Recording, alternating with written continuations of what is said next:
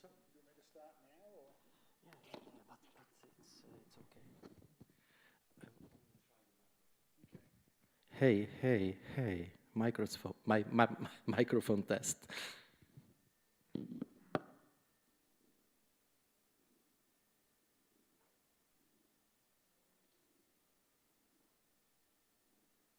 Good, start.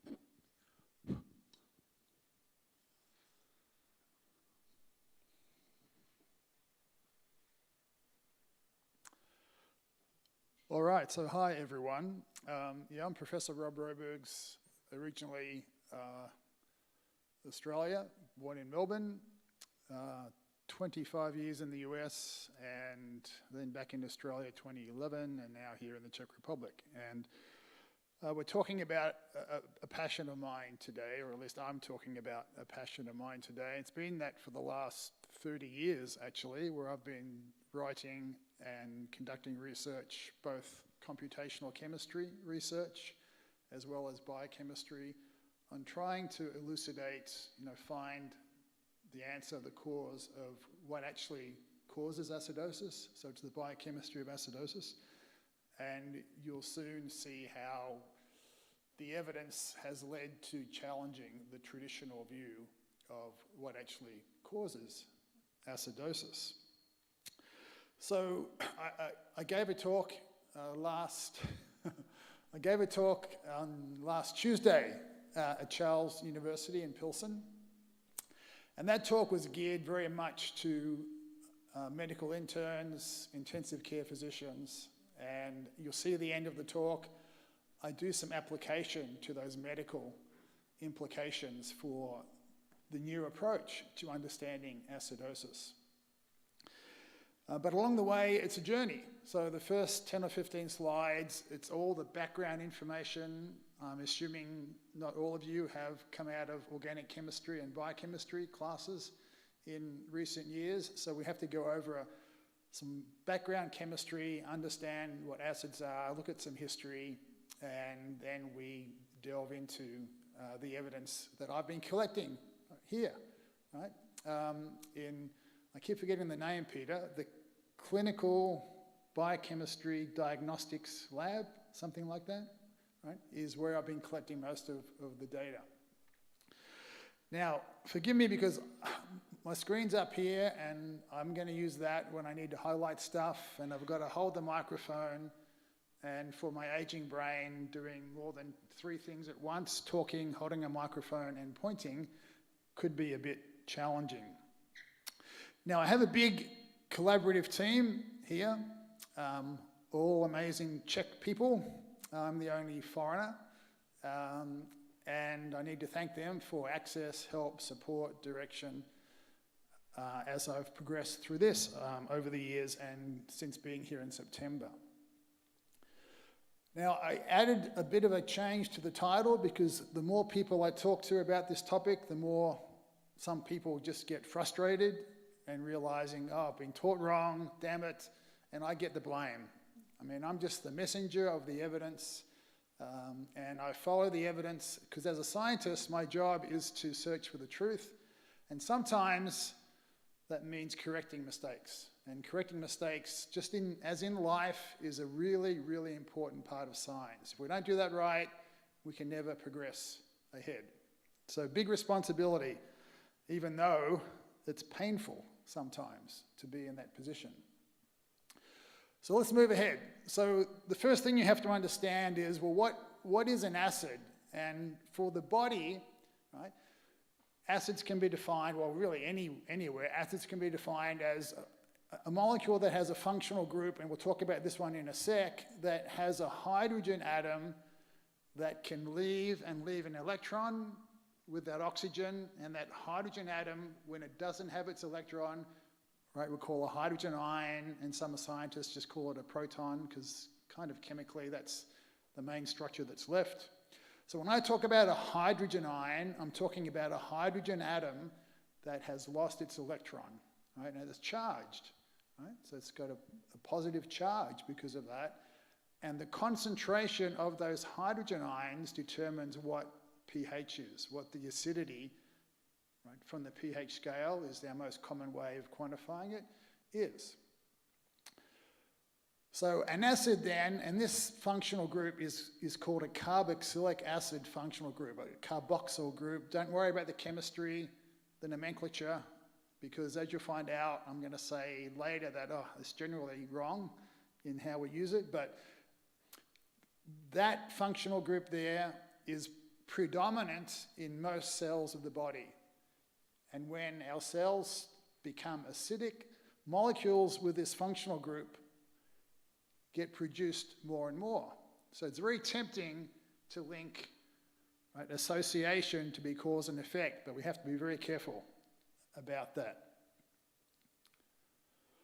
Right, so when it comes to lactate and lactic acid, and hands up who's heard of lactic acid? Not you, Helena, as a runner, you haven't heard of lactic acid? No? No? Yeah, there we go. Most of you have, right? Most of you have. So, this talk today is about showing you the biochemical evidence for why cells do not produce lactic acid, or any metabolic acid, right? And we'll talk about all the biochemistry that links to that, and hopefully the results from the lab here are really quite impressive for you, and you see a remarkable line of evidence that supports that. All right, so let's just keep moving forward then. If you want to do some good reading about what acids are, and anybody who cooks in the kitchen, anybody who cleans equipment have used acids. Anybody who has a swimming pool, a jacuzzi, what are they called in the Czech Republic, a jacuzzi? A hot tub, a spa, right? If you have one of those, you deal with acids, you have to regulate the pH of the water. This is a great article about the history of acids, right? And it's a good read. It's only a page and a half long. You have time, and it just gives you the big overview. And I give a timeline soon that also provides that support. Now, here's a timeline of lactic acid though, and what I want you to be aware of generally, you don't have to read all the words, is that we go back to the 1700s, the late 1700s, and wow, look at that. That's when lactic acid was first identified as a molecule and as an acid. Even though back then, I can tell you, we didn't know what an acid really was by chemical definition, but still, because of the structure that became apparent, like here in 1895, it all led to the reality that, well, it has a functional group that we know generally makes it an acid, so we'll call it an acid, right? So a big, long history about lactic acid. Right, so then we move forward. Right, we know that it has isomers. We'll look at some isomers pretty soon. You can see that, gosh, as early as 1833, it was isolated. And then in 1922, right, Archibald V. Hill and Otto Meyerhoff won a Nobel Prize for identifying that this central pathway in the cytosol of cells called glycolysis, right, is really, really important for providing the energy that cells need at a high rate that can't be provided by mitochondria. So the Nobel Prize was about providing the evidence that there's another way for cells to get energy without consuming oxygen, right? And anybody who sprints, jumps, runs, climbs upstairs, hikes, swims, cross-country skis like I did on Saturday, and I'm lucky I'm standing up. You are, right, relying on glycolysis, right, to get the energy that the cells need way far above what the mitochondria, right, can provide. And then we go along, and all this stuff about lactic acid, right, all occurred before, right, Lawrence Henderson's work on understanding the early part of acid-base chemistry. So the whole concept of lactate or lactic acid become ingrained in culture, in education, in clinical practice, in teaching, right, long before we really knew all the nuts and bolts and details about, right, what happens with acids in solution, why they behave a certain way, and from a biochemistry perspective, we still didn't understand how cells actually became acidic. So let's move ahead because this is a big talk. Then, today, we have this textbook, and this is the textbook I studied from during my PhD when I was in Indiana, my kind of Bible of biochemistry. And unfortunately, Albert Leninger has now passed away, but it's retained his name on the title, and now we have our ghost authors taking over the book. But I'll show you later how there are some errors in this book that are relevant to the talk. But this one right here, right? This is 6.5 kilograms, right, of biochemistry, and I've got to try and do this one-handed. And the content, right, on acid-base chemistry is probably 75 micrograms. That's 7 pages, right? Now, these are the books that our doctors study biochemistry from, right?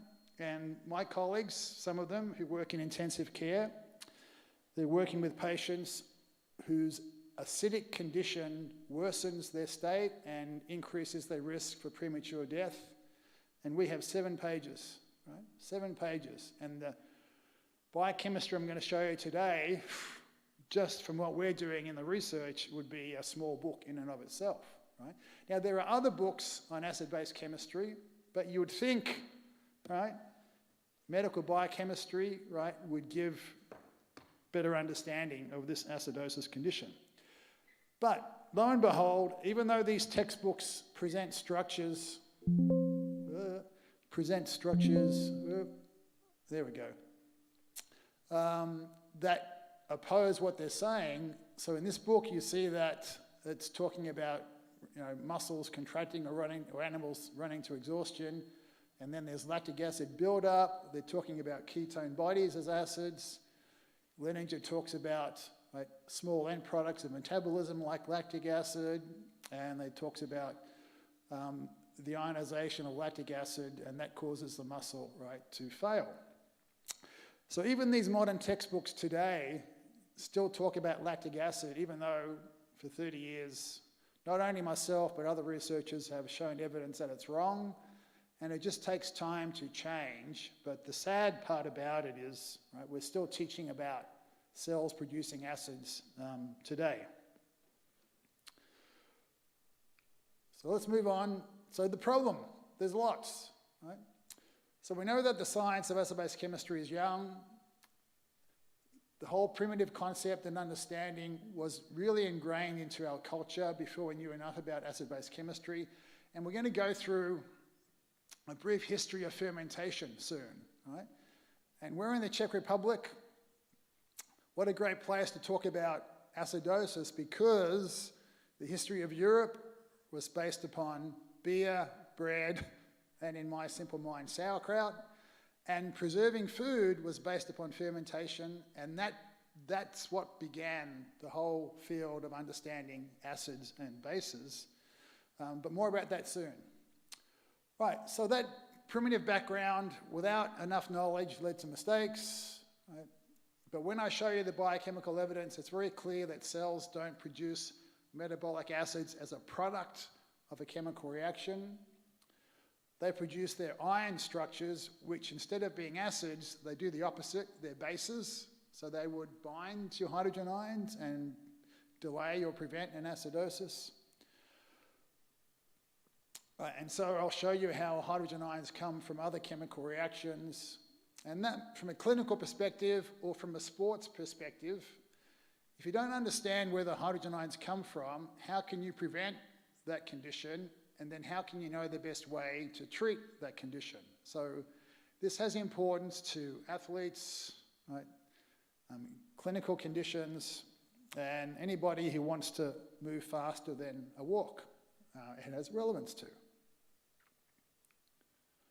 All right, so beer, bread, and sauerkraut, right? So to understand this whole concept, yes, glycolysis, remember that central pathway in almost all cells that ends up providing energy to help the cell do its work and survive. And along the way, we'll talk about the hydrogen ions. Right, and this whole process of fermentation, which you'll see on the next slide, is huge. I won't talk about it now, but that led to understanding microbiology. And does anybody know what the first application of acid-base chemistry was for?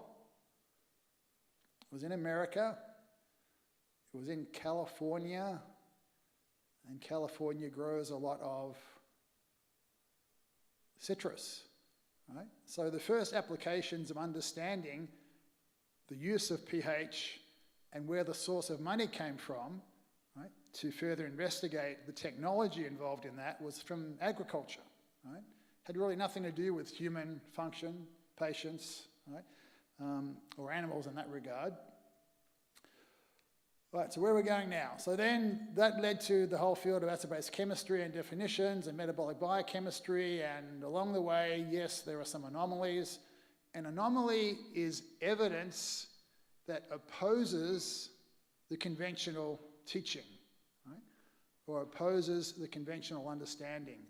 And there are always anomalies out there, and I mean, I don't want to pat myself on the back, but the good scientists are able to see them and act, and unfortunately, when you read philosophy, mainstream science tends to be blind to anomalies because they'd rather stay in the safety zone, right, of commonality, which is a shame. So it says a lot about me.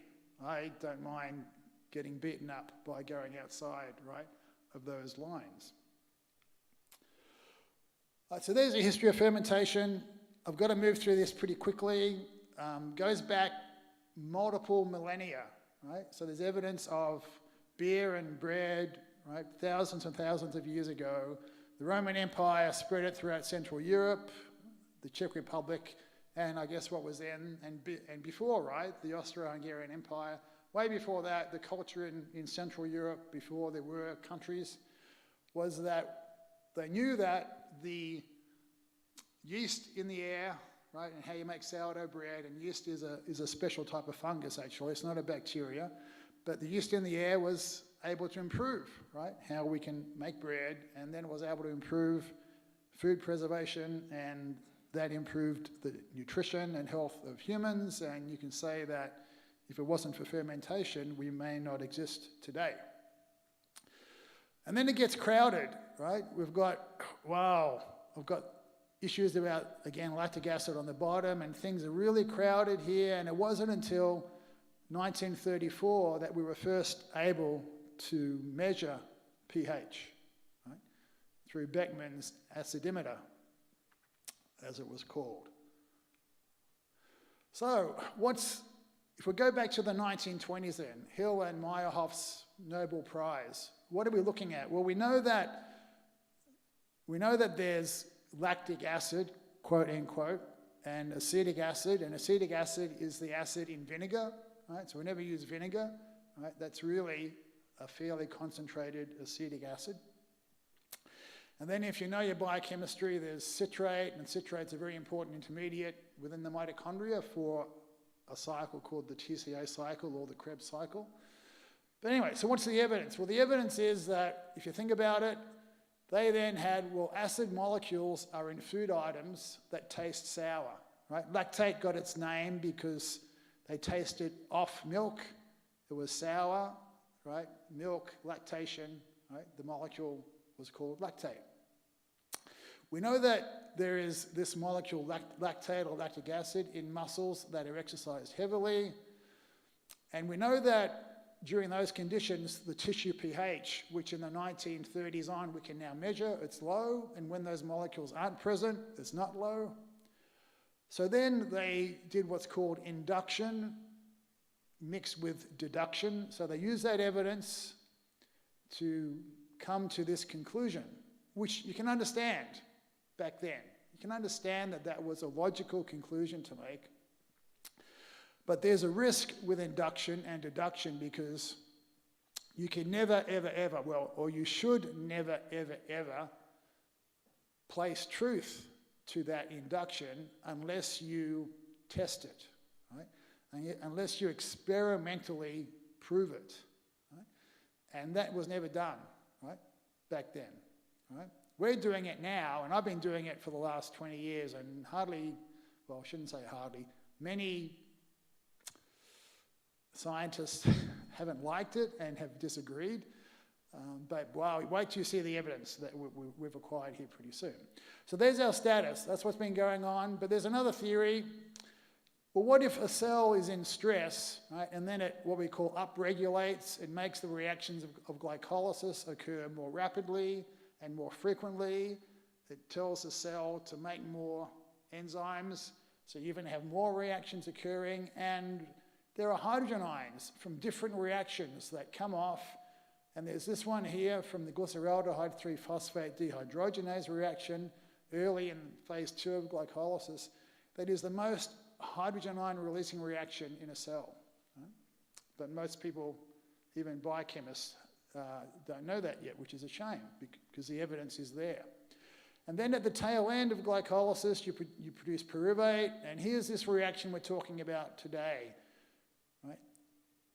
You, what we call reduce pyruvate, you add 2 electrons and 2 hydrogen ions to it, and it's converted to lactate that's using a hydrogen ion, and it regenerates an important coenzyme factor for glycolysis called NAD. Don't worry about that too much. We know when you break down ATP, it releases a hydrogen ion. So using fundamental biochemistry, we know there are other reactions that release hydrogen ions. We don't have to have acids being the only source of a hydrogen ion, right, that ends up going into the aqueous environment of a cell and potentially affecting pH. Now, the added problem, and I didn't mention this before, is that these hydrogen ions that show up in balanced chemical reactions or equations, right, are interpreted to be irrelevant to biological systems. Right?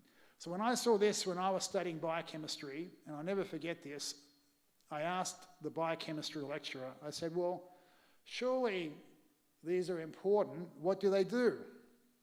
And he said, they do nothing because they're only there to balance atoms. The number of hydrogen ions as substrates must equal the number of hydrogen ions as products. We balance the equation. These hydrogen ions have no biological relevance. Right? Little did I realize that, 8 years later, it would dominate, right, my intellectual creativity and inquiry and lead to where I am today. Now, I'll briefly go through this, right? Lots of molecules, right? I know you may not like that, but this is a classic depiction of glycolysis from a textbook. But let me show you why that teaching that those hydrogen ions are irrelevant leads to errors in really, really important biochemistry textbooks. So let's have a look right here, right? We're going to go through the reactions, and I'm going to click forward, and we're going to get, oh, there's actually really a hydrogen ion being released there, not depicted in most textbooks. Oh, there's another one right here that's being released. Oh, actually that inorganic phosphate has a hydrogen ion linked to it, and oh, by the way, depending on the pH, as pH gets lower, that becomes H2PI, and there's more hydrogen ions released. That's that reaction that is the most acidifying, right, of all of cellular metabolism. And we can keep going. Oh, sorry. I wondered when I was going to make a mistake. Back. There we go. Right, so there's another one right here, right? But it's a substrate, right? So in that reaction, it's using a hydrogen ion. So these textbooks, because the authors were taught, right, that those hydrogen ions have no relevance, tend to not present them, right? Even in well-screened, well-edited, well-proofread, right, textbooks of biochemistry. And the same thing goes here for the tail end, right? We can look at what's going to happen here. So we're going to look at hydrogen ions, right? Here, another one there with inorganic phosphate. And instead of just NADH being used, right, with pyruvate to form lactate, you really have to look at the two hydrogen ions as well. And so lactate production, the biochemistry tells us, is consuming hydrogen ions. So if something is consuming hydrogen ions, not producing them, pH should go up. You become more alkalotic, less acidic, instead of go down. We'll come back to that soon.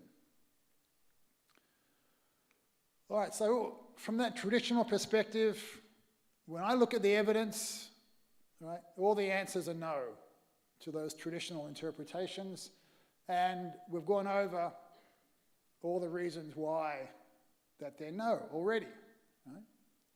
Just fundamental understanding of biochemistry says no, cells produce molecules that are called acids, but their structure is not an acid, it's an ion form of an acid, or what we call a base of the acid. Now there's a little bit of more complexity here. I'm going to briefly go through this because it was more relevant for the clinical applications of the talk, not so much here. When you study metabolism, understanding enzymes is really important. Without enzymes, we'd be dead. An enzyme is a biological catalyst. It just speeds up a reaction. And inside our body, if we didn't have enzymes, we wouldn't have energy transfer occur fast enough for us to live even at rest. Be impossible. Right? So enzymes, studying enzymes is a big part of understanding biochemistry. And the lactate dehydrogenase enzyme has, well, it has subunits. It has 4 subunits. You can see them colored there. And it could have 4 green ones, which is the heart subunit or the heart domain. It's called heart because it predominates in the myocardium, in heart, muscle that is continually contracting, right, every heartbeat. And on the other extreme, there's muscle. And they differ in their kinetic properties. And if I wasn't so busy researching the biochemistry of acidosis, I'd be also writing about this, because here's another error. Many published articles and many books then go on to say, well, the LDH that has more heart-type subunits is going to allow lactate to go in the other direction to form pyruvate, and then the muscle version is really favoring pyruvate conversion to lactate. But enzymes can't change the direction of a chemical reaction, only the bioenergetics can. So really that's wrong. But it is so common in the published literature and still so common in books. The only thing that can change a chemical reaction is understanding Gibbs for energy. Don't worry, we won't go over it now, but you can't understand metabolism until you understand bioenergetics. Right? So in America, I used to teach my undergraduates, right, bioenergetics before I taught them metabolic biochemistry. And then they get it, they really understand it. So if you want to learn more about biochemistry, whether it's applied to clinical practice or whether it's applied to sports performance, get a biochem book from the library. They have plenty in Czech over there on main campus. That's where I got this one from. some in English. Read up 2 to 3 pages. If you understand basic algebra, you'll eventually understand, right, Gibbs for energy, and that explains directionality. All right, here we go. Good, right on time. Now we're going to look at the research that I'm doing here. And this has been a dream of mine for over 20 years. I started the pilot work for this when I was in my biochem lab in New Mexico in the US back in the 2000s. But I had no time. I didn't have the right equipment. I couldn't do it justice in terms of quality, but thankfully to my colleagues here I can. So what we've come to now is, well, this is the lactate dehydrogenase reaction. The main direction is this way to lactate, especially, right, for the bioenergetics that we talked about before. And there's your Gibbs free energy release. Anytime you see a negative energy release, that's the direction the chemical reaction is going in. And so if there is a hydrogen ion as a substrate for this reaction, you would expect pH to go up because it's removing free hydrogen ions from the aqueous environment of the cell where it's being produced. And if they have relevance, pH should go up. So here's the scientific test, right, for this reaction we've been doing. If it's relevant, pH should go up. If it's not relevant, like I was taught, like everybody in the world has been taught, then it shouldn't change. We'll see the answer here pretty soon. Then there's another one, hexokinase. I just bring it up because in Lehninger, it doesn't present that hydrogen ion. So that says, well, when glucose comes into a cell and gets phosphorylated, right, because of ATP involvement, there's a hydrogen ion release. So with the hexokinase reaction, right, you would expect then, right, that pH should go down, right, if it has relevance. And if it doesn't have relevance, nothing should happen. Right, so what I've been doing all on my own, right, so there's a chemical balance scale, pH meter, and heated magnetic stirrer. We have a computerized, pretty advanced spectrophotometer for allowing me to do assays. We have chemicals on the shelf. We have chemicals in the freezer. We have chemicals in the fridge. And from that, I make my reagents and I study specific chemical reactions. So there's the setup again, right? A pH meter, the beaker with the electrode. I sample from that during these reactions, and you'll see that soon on this video.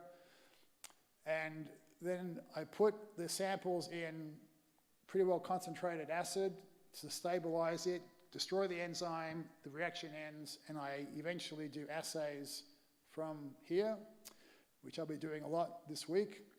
I video record them from my phone, and this just goes for 1.5 minutes, but it's really, really important to have a look. This reaction is what I did 2 weeks ago.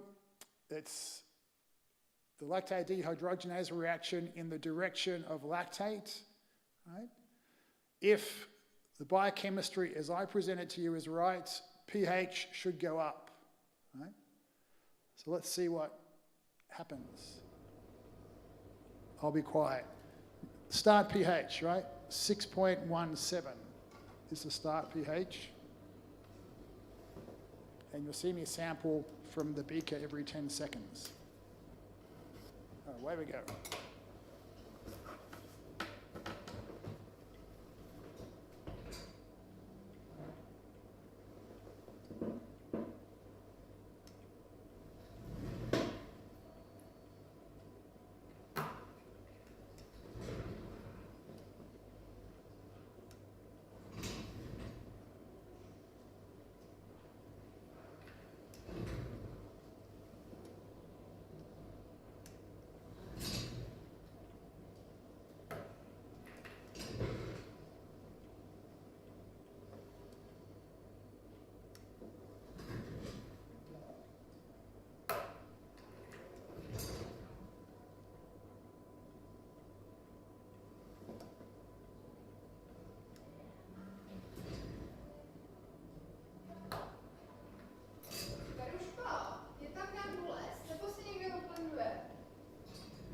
Peter's employees.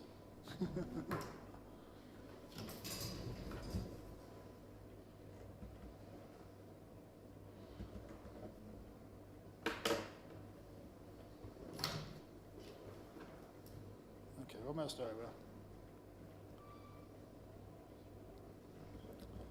So it's gone up over 1 pH unit, right, in about 90 seconds.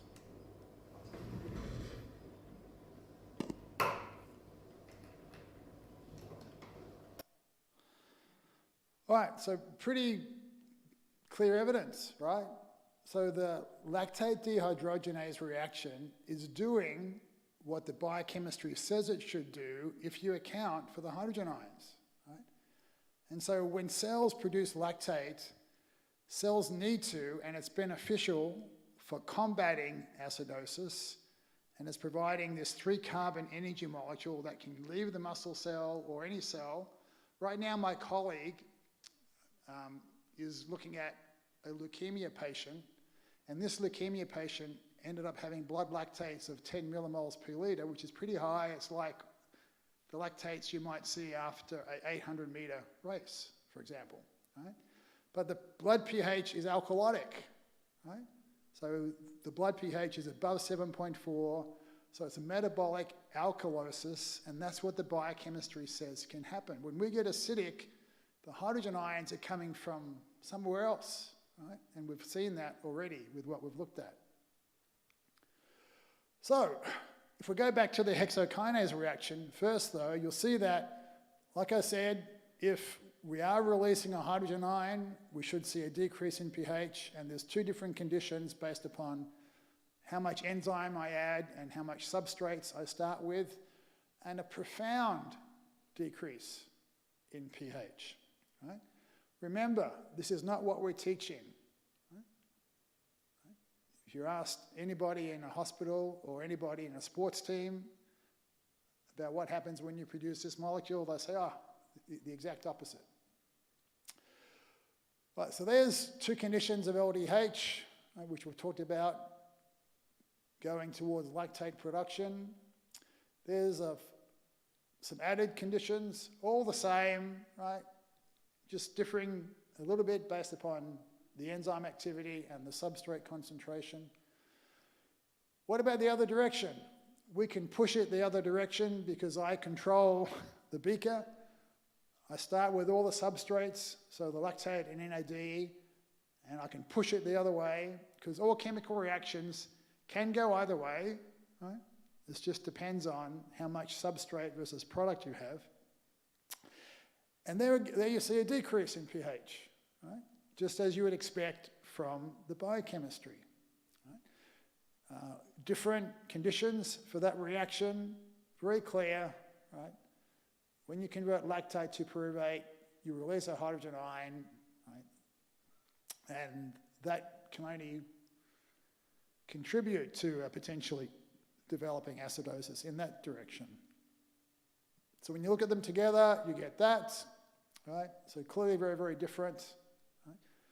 Again, supporting my prior work and everything I'm trying to communicate, right, to academics and scientists, that we need to change our thinking about what is going on to cause acidosis. Now, because I'm sampling from that beaker, I have samples to use to assay for product. Because this is all new, right? This has never been done before. It's not complicated, it's not rocket science, but because of the dominance of the metabolic acid production theory to almost this time, no one's cared to even question it. So what I'm doing is, with the product, I can assay for it, right, in a cuvette, which I place inside the spectrophotometer, and I repeat that reaction in this little cuvette, right? And I can do that because NAD, NADH, right? Well, in the content, really, it's NADH, has a wavelength that it can absorb more light, and it's specific to that molecule, and I can quantify that in the spectrophotometer. And you'll see results of that soon, like now. Right? And so there's an assay I've run. You can see I'm just looking at the reagent in the cuvette, and then I add the enzyme, and wow, there we go. Right? You get a change in absorbance. Right? So that's telling me, yeah, wow, everything's working great. And results that are beneficial to understanding. I also have samples, remember, every 10 seconds and then every 20 seconds, right? And that went for 20 minutes, right, as you've seen from some of the graphs. And I assay those in the cuvette, but I do it manually per sample, right, one at a time, across anywhere from 15 to 19 samples over the 20-minute period that I look at that reaction. And this is the data you get for lactate for one of my conditions, right, across the 20 minutes. You can see it's just a very small change in lactate, but it's profoundly important to affect pH, as you've seen. Right? And there's the cuvette version of some of the assays. A lot more data, a lot more sensitive, right, because it's continuous almost. And I'm collecting this data actually at every 6 seconds. I collect that data. Now, this is what's new, again, and it's very complex, right? So if cells don't become acidic by producing a metabolic acid, and if the traditional way of understanding acidosis was from that paradigm, a way of looking at things, and it's wrong, we have to change the way we want to understand acidosis.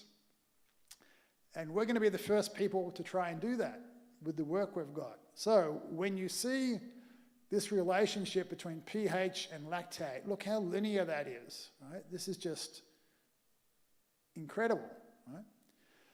But because pH is a logarithmic unit, if the pH response is a straight line, lo and behold, there has to be a highly exponential function to the actual raw data, which for the pH unit is the hydrogen ion concentration.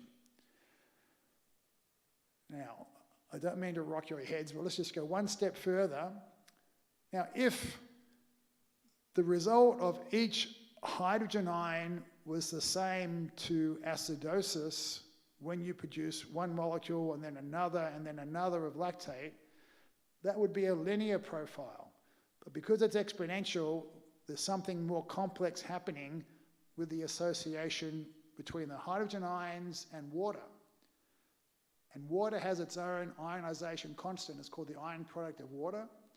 And something very special is going on there, and that's what I've got to try and wrap my head around with both the understanding and the mathematics to document what's really going on. That's my next challenge once the data collection is over. All right, so then we're finishing up. What are some applications of all that? Well, we know that if you infuse lactate into patients, right, and you infuse enough of it, their blood pH goes up. So yes, it can actually cause what we call hydrogen ion association. And we don't want to get into dissociation constants. That's a whole other 1-hour lecture if I wanted to go over that with you. But that's explainable, right?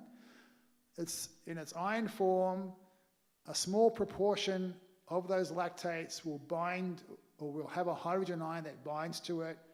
It becomes lactic acid, but it's not an acid because it's not releasing its hydrogen ion, right? It's taking on a hydrogen ion. It totally opposes the original Arrhenius definition of what an acid is and the Bronston and Lauer definition of what an acid is, right? It's an acid, but it's not releasing the hydrogen ion, so then it's not an acid, right? Nomenclature is the problem. However, let's move on. And here's my depiction of glycolysis, right? So we've got glycogen, we've got glucose coming in, we've got hydrogen ion release, hydrogen ion release, hydrogen ion release, right? We've seen that now 3 times before. That's all phase 1. We come into phase 2. And now we see these carboxylic acids, but remember, they're classified as an acid, but in the cell, they're not produced as an acid. So really, they're not acids at all, right? They're acid bases. and they function to help alleviate any developing acidosis. But when you add the ATP breakdown to it and this added hydrogen ion, eventually, right, you get more hydrogen ions produced than you get removed, and you develop an acidosis. Right? That's the interpretation I'm projecting from the data that I have. Now, if you look at clinically what could happen, instead of infusing lactate, and this could be a grant, we're going to be writing 2 grants later this year when I get back. So I'm off to Australia Sunday. The good news is, after my meeting this morning with my QUT workers, they think I'm doing great here, and I'm coming back, right, mid-March, right? And then I'll be here for, gosh, a good year and a half, it looks like. So I had really good news this morning about all that. So I'll be doing more work here, right? More research, more writing some grants with my colleagues. And to me, it's logical that in these critically ill patients that we infuse not lactate, but 1,3-bisphosphoglycerate, or 3-phosphoglycerate, one of the two, preferably the top one because you get an ATP benefit from it, right? And then you avoid all the detriment of glycolysis here, right? So the cell gets some energy, the cell is able to consume, not produce hydrogen ions, so you minimize, right, the potential production or development of acidosis, and it's a win-win for the cell. So I think that's going to be a meaningful inquiry, because still to this day, getting intensive care physicians to use lactate is still hard in some hospitals, right? I gave a speech in January last year in Ostrava to the Colours of Sepsis conference, so I guess Europe's second largest conference on intensive care medicine. I was amazed how many physicians from around Europe actually have read my work and have changed the way they treat their patients. But it's not common, right? But in this meeting, I was just really quite amazed, which is great, that, wow, so many physicians have applied their intellect to realize, yes, they can modify what they're doing and improve the outcome of their patients. And then there's the issue about, well, if you look at the pH values of my reagents, small issue, right? All the low pH conditions are where there's either ADP or ATP, right? And I need to look into that a bit more. Why is that?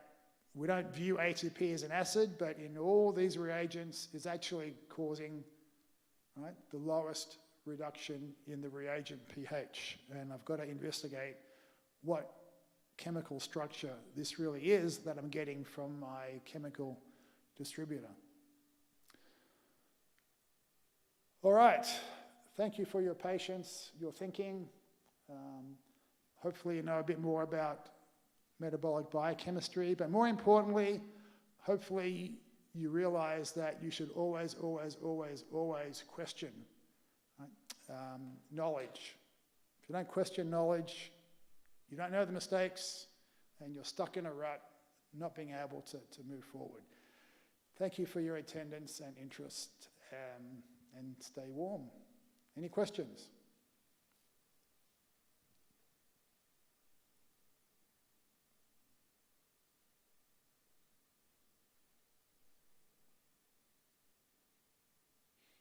That's all good. I won't test you. I won't give you any questions, so don't worry. Oh, Peter. Rob, if I understand the source of acidosis, it's not lactate, but hydrolytic reaction. Yes. And contrarily, the traditional imaging, lactate could be protective cells against acidosis.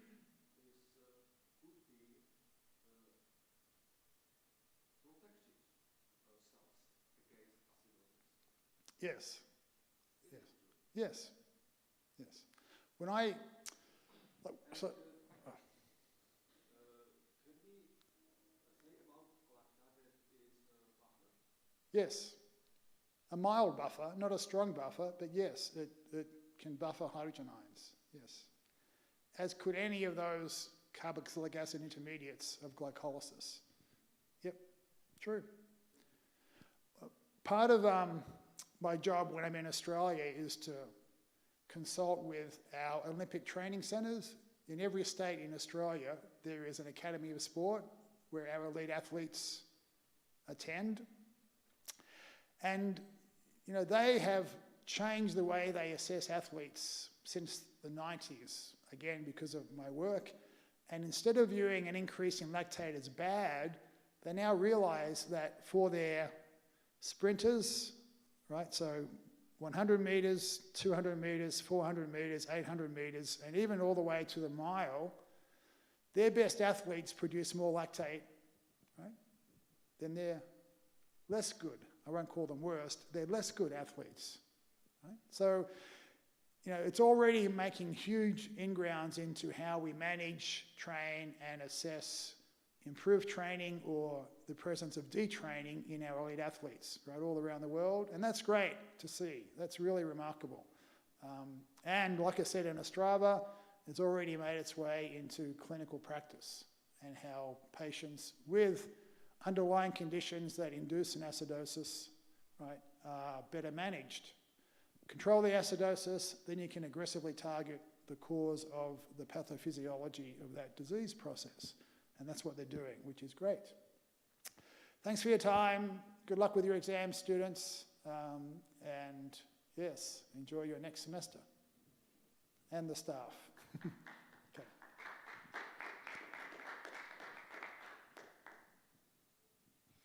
All right, we need help from our AV people, but I'm sure they'll come down soon.